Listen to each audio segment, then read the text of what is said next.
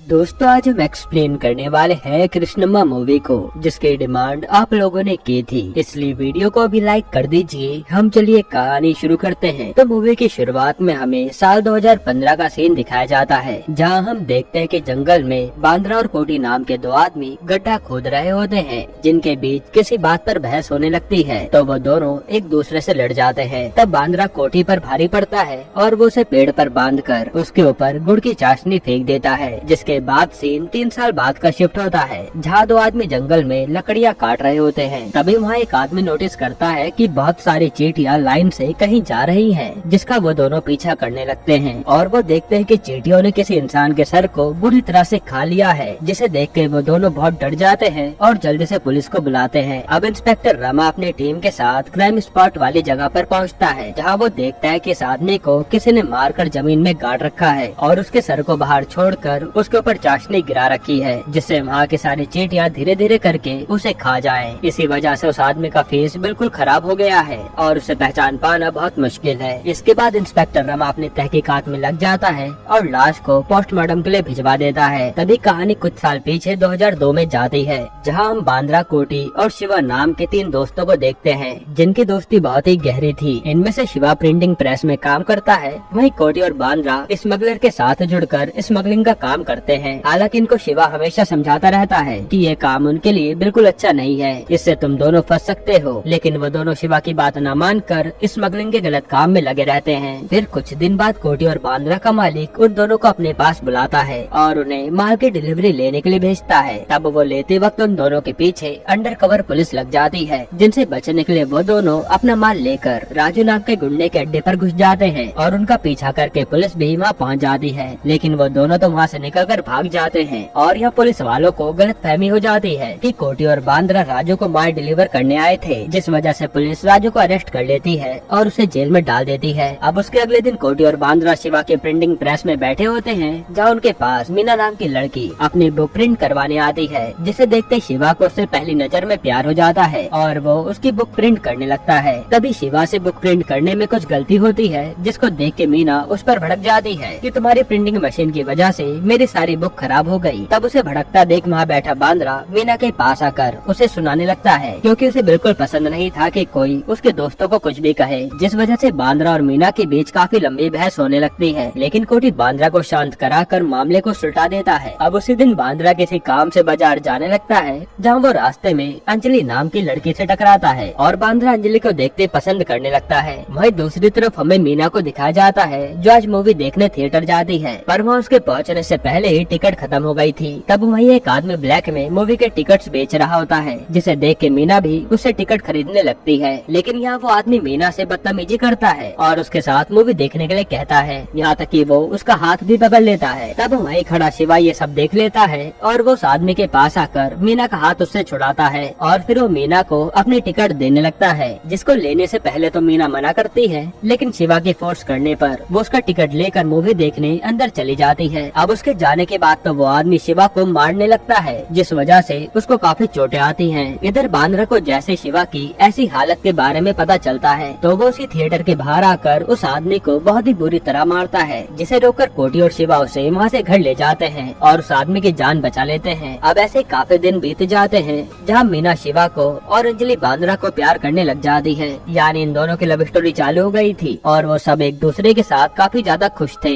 इसके कुछ दिन बाद सारे पुलिस वाले सभी स्मगलर को पकड़ के पुलिस स्टेशन लाते हैं, जिनमें कोटी और बांद्रा भी शामिल होते हैं। वहीं बांद्रा को पकड़ते हुए अंजलि के पिता उसे देख लेते हैं कि पुलिस उसे अरेस्ट करके अपने साथ ले जा रही है। अब इधर थाने में नए इंस्पेक्टर पंड्या का ट्रांसफर हुआ होता है, तो वो कहता है कि उसे उनके स्मगलिंग के काम से कोई दिक्कत नहीं है, बस इसमें उसका नाम नहीं फंसना चाहिए और अगर किसी भी चीज में उसका नाम आया तो वो उनको पुलिस स्टेशन में लाकर बहुत मारेगा, क्योंकि वो फिर से अपना ट्रांसफर नहीं करवाना चाहता। अब सभी स्मगलर इस पुलिस की बात सुन के बहुत खुश होते हैं कि ये आदमी रोकने की बजाय खुद स्मगलिंग करने दे रहा है, कितनी अच्छी बात है। जिसके अगले दिन अंजलि के पिता बांद्रा को अपने घर बुलाते हैं और वो उसे बता दे कि मैंने अपनी बड़ी बेटे की शादी किसी गलत आदमी के साथ करवा दी थी, जिसने उसे मार दिया है और अब वो अपने दूसरी बेटे के साथ ऐसा होते हुए नहीं देख सकते। वो आगे कहते हैं कि कल रात मैंने तुम्हें देखा कि तुम्हें पुलिस पकड़ कर ले जा रही थी, इसलिए मैं पहले तुम्हारे परिवार वालों से मिलना चाहता हूँ। यहाँ बांद्रा को बहुत बुरा लगता है और वो बताता है कि मेरा तो परिवार ही नहीं है, मैं तो अनाथ हूँ। साथ ही वो अंजलि के पिता पर गुस्सा भी होता है कि उसके अनाथ होने की वजह से वो अंजलि से उसकी शादी करने से घबरा के हो रहे हैं, जबकि वो तो अंजलि से इतना प्यार करता है। फिर वो उन्हें खूब सुनाकर कहता है कि मैं खुद अंजलि से शादी नहीं करना चाहता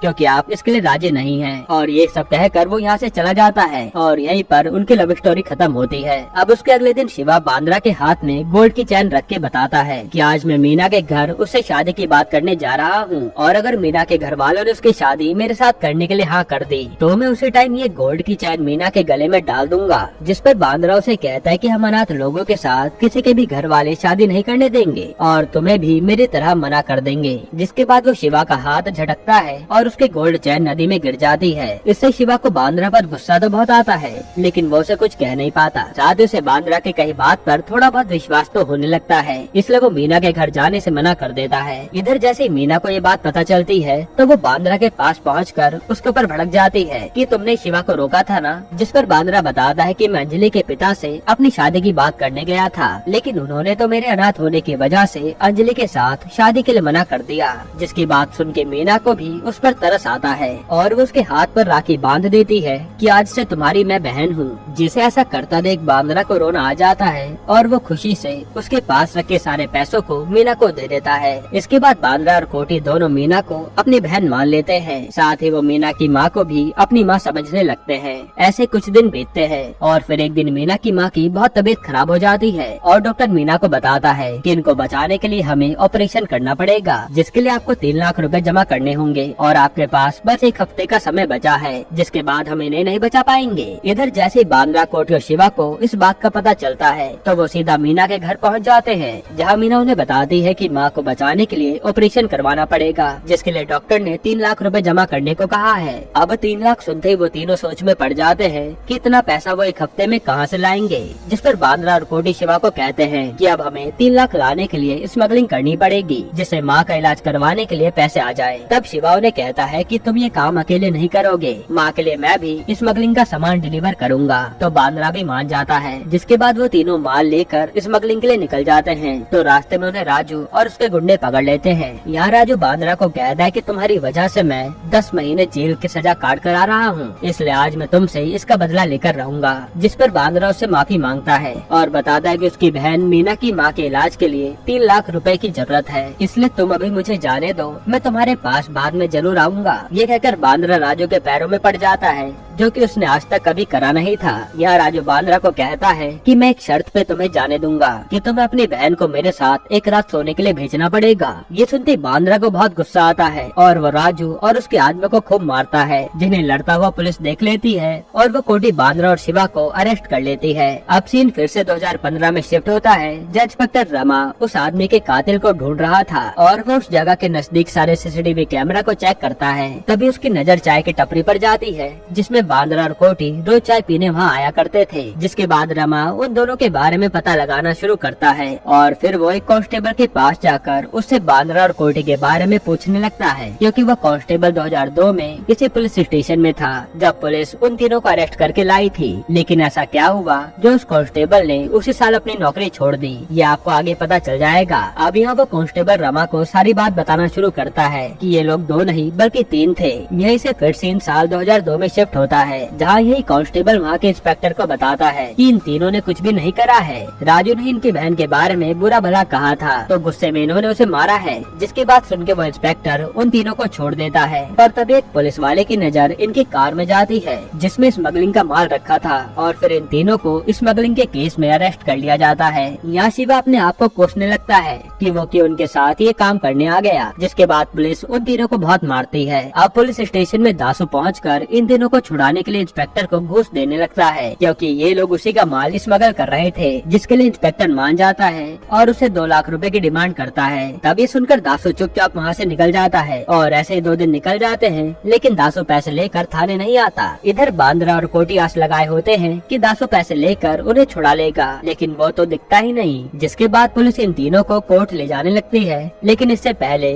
उस इंस्पेक्टर के पास एसीपी पंड्या का कॉल आ जाता है, जो कहता है कि उन तीनों को कोर्ट मत ले जाओ, उन्हें मेरे पास लेकर आओ। फिर यहाँ पंड्या उन तीनों को एक केस के जुर्म में फंसाने के लिए कहता है और वो वादा करता है कि वो जल्दी उनको जेल से बाहर कर देगा, साथ ही मीना की माँ के इलाज के पैसे भी देगा, जिसके लिए वो तीनों इस केस के बारे में बिना जाने हाँ कर देते हैं। अब ये केस कौन सा है ये आपको आगे पता चल जाएगा। इसके बाद पंड्या उन तीनों को कोर्ट में लाता है जहाँ वो जज उनसे सवाल जवाब करते हैं, पर ये लोग जवाब नहीं दे पाते और जज केस की डेट आगे बढ़ा देते हैं। अब वापस जेल जाते वक्त वो तीनों देखते हैं कि मीडिया और जनता उन्हें खूब गालियाँ दे रही है कि ऐसे गलत करने वाले लोगों को फांसी दे देनी चाहिए। तब ये सुन के वो तीनों सोचने लगते हैं कि आखिर पंड्या ने उन्हें किस केस के ऊपर फंसाया है। जिसके बाद जेल में उनसे सरकारी वकील तहकीकात करने आता है, जहाँ वो तीनों उस वकील से पूछते हैं कि आखिर हमने किया क्या है, जिस पर वो वकील उन तीनों पर ही भड़क जाता है कि इतना गलत काम करने के बाद तुम मुझसे ही पूछ रहे हो कि तुमने करा क्या है। पर तभी उन तीनों की नजर वहाँ रखी एक फोटो पर जाती है, जिसे देखकर तो तीनों के होश उड़ जाते हैं, क्योंकि वो फोटो किसी और की नहीं बल्कि मीना की थी। और पता चलता है कि पंड्या ने उन्हें उसके रेप और मर्डर के केस में फंसाया है। जिसके बाद सीन थोड़ा फ्लैशबैक में जाता है, जहाँ हम देखते हैं कि दाशु को पता चलता है कि मीना की माँ अब मर चुकी है, इसलिए वो उन तीनों को बाहर नहीं निकालता। इधर मीना पूरी तरह टूट चुकी थी कि वो अब बिल्कुल अकेली हो गई है और उसने तो अपनी माँ के इलाज के लिए घर भी बेच दिया था।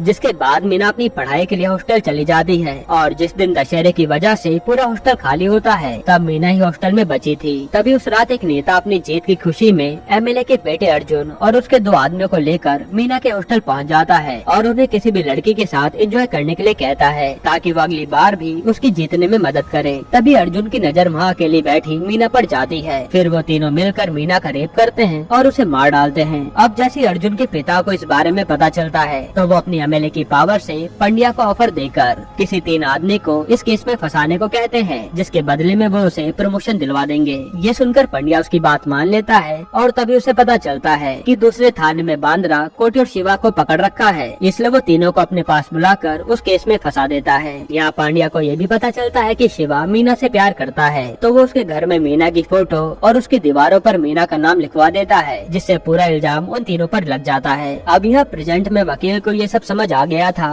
कि ये तीनों निर्दोष हैं और इन्हें फंसाया जा रहा है, लेकिन पंड्या उसे भी पैसे खिलाकर उसका मुंह बंद करवा देता है। जिसके बाद पंड्या उन तीनों को बहुत मारता है और उन तीनों को ये जुर्म कबूल करने के लिए कहता है, लेकिन वो तीनों पंड्या को मना कर देते हैं कि वो इस जुर्म को जज के आगे नहीं मानेंगे। तभी शिवा पांड्या के मुंह पर थूक देता है और उसे कहता है कि तुम्हारी औकात इसे लायक थी, जिससे गुस्से में आकर पंड्या उसे वही गोली मारकर जान से खत्म कर देता है और कोटी और बांद्रा को जुर्म मानने के लिए कहता है। तब ना चाहकर भी उन दोनों को ये जुर्म मानना पड़ता है और बांद्रा ठान लेता है कि वो जैसे जेल से बाहर निकलेगा वो शिवा और मीना का बदला जरूर लेगा। इसके बाद जज उनको ये गुनाह करने के जुर्म में 10 साल की सजा सुना देते हैं। अब जेल में आने के बाद हम देखते हैं कि बांद्रा वहाँ एक पौधा लगाता है, जिसे देखकर उसे याद आता रहे कि उसे मीना और शिवा का बदला लेना है, लेकिन वहाँ के कैदी उस पौधे को तोड़कर खा लेते हैं, जिन्हें ऐसा करने की वजह से बांद्रा बहुत मारता है और इसी कारण कोटी और बांद्रा की सजा 2 साल और बढ़ जाती है। अब 12 साल बीत जाने के बाद बांद्रा और कोटी को जेल से छोड़ दिया जाता है और वहाँ से बाहर निकलने के बाद वो अपना बदला लेना शुरू करते हैं, जिसकी शुरुआत वो उस नेता और अर्जुन के 2 आदमियों से करते हैं और उन्हें जान से मार डालते हैं। जिसके बाद वो पंड्या को किडनैप करके जंगल में लाते हैं और गड्ढा खोदकर उसे उसमें डाल देते हैं। तब कोटी बांद्रा पर गुस्सा होने लगता है कि वो उसे बस गड्ढे में डालकर जान से मार दे, लेकिन बांद्रा कहता है कि नहीं, मैंने इसे मारने के लिए 12 साल इंतजार किया है, इसलिए मैं इसे धीरे धीरे मरता देखना चाहता हूँ। जिनके बीच इसी बात पर लड़ाई होने लगती है, पर बांद्रा कोटी को पेड़ से बांधकर गुड़ को पिघलाना शुरू करता है और ये वही सीन है जो हमने मूवी की शुरुआत में देखा था। फिर बांद्रा पंड्या को कहता है कि तुम जैसे नीचे इंसान को कभी पुलिस की वर्दी नहीं देनी चाहिए, तुम्हारी वजह से कभी भी ईमानदार पुलिस ऑफिसर कहीं टिक नहीं पाते। और यही कहकर वो गुस्से में उबलती हुई चाशनी पंड्या के ऊपर डाल देता है।